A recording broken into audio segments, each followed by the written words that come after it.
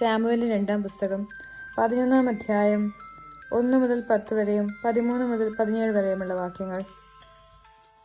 അടുത്ത വസന്തത്തിൽ രാജാക്കന്മാർ യുദ്ധത്തിന് പോകാറുള്ള സമയത്ത് ദാവീദ് യോവാബിനെയും തന്റെ സേവകന്മാരെയും ഇസ്രായേൽ സൈന്യം മുഴുവനെയും അയച്ചു. അവർ അമ്മോന്യരെ തകർത്ത് റബ്ബ നഗരം വളഞ്ഞു. ദാവീദ് ജെറുസലേമിൽ താമസിച്ചു. ഒരു ദിവസം സായാഹ്നത്തിൽ ദാവീദ് കിടക്കയിൽ നിന്ന് എഴുന്നേറ്റ് കൊട്ടാരത്തിന്റെ മട്ടുപ്പാവിൽ ഉലാത്തുമ്പോൾ ഒരു സ്ത്രീ കുളിക്കുന്നത് കണ്ടു. അവൾ അതീവ സുന്ദരിയായിരുന്നു.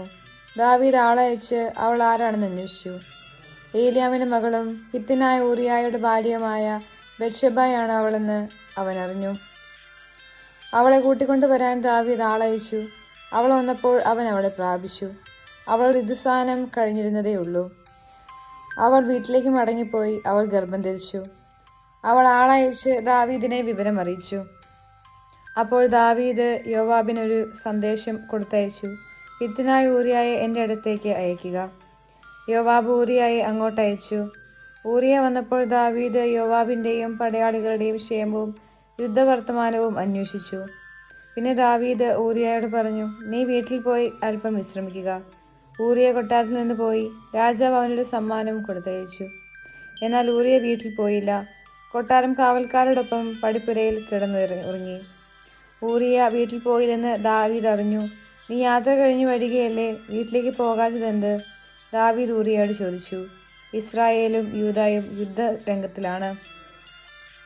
അവർ രാജസന്നിധിയിൽ ഭക്ഷിച്ചു പാനം ചെയ്തു. ദാവീദ് അവനെ കുടിപ്പിച്ച് മത്തനാക്കി. എന്നിട്ടും രാത്രി അവൻ വീട്ടിലേക്ക് പോയില്ല. രാജഭൃത്യന്മാരുടെ കൂടെ തന്റെ വിളിപ്പിൽ കിടന്നു. രാവിലെ ദാവീദ് ഊറിയായുടെ കൈവശം യോവാബിന് ഒരു എഴുത്ത് കൊടുത്തയച്ചു.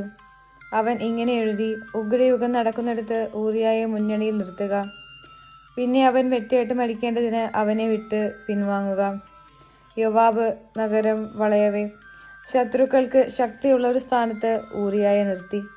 ശത്രു സൈന്യം യോവാബിനോട് യുദ്ധം ചെയ്തു. ദാവീദിന്റെ പടയാളികളിൽ ചിലർ കൊല്ലപ്പെട്ടു. ഊറിയായും വധിക്കപ്പെട്ടു.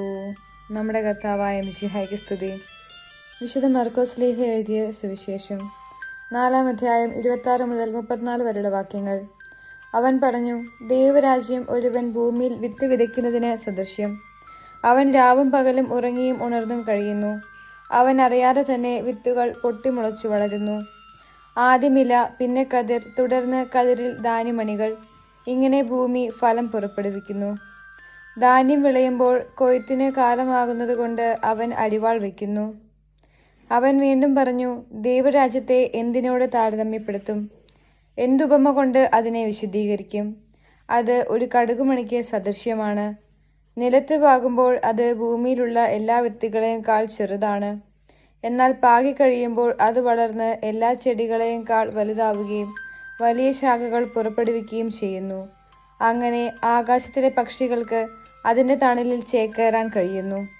അവർക്ക് മനസ്സിലാകും വിധം ഇത്തരം അനേകം ഉപമകളിലൂടെ അവൻ വചനം പ്രസംഗിച്ചു. ഉപമകളിലൂടെ അല്ലാതെ അവൻ അവരോട് സംസാരിച്ചിരുന്നില്ല. എന്നാൽ ശിഷ്യന്മാർക്ക് എല്ലാം രഹസ്യമായി വിശദീകരിച്ചു കൊടുത്തിരുന്നു. നമ്മുടെ കർത്താവായ മിശിഹായ്ക്ക് സ്തുതി.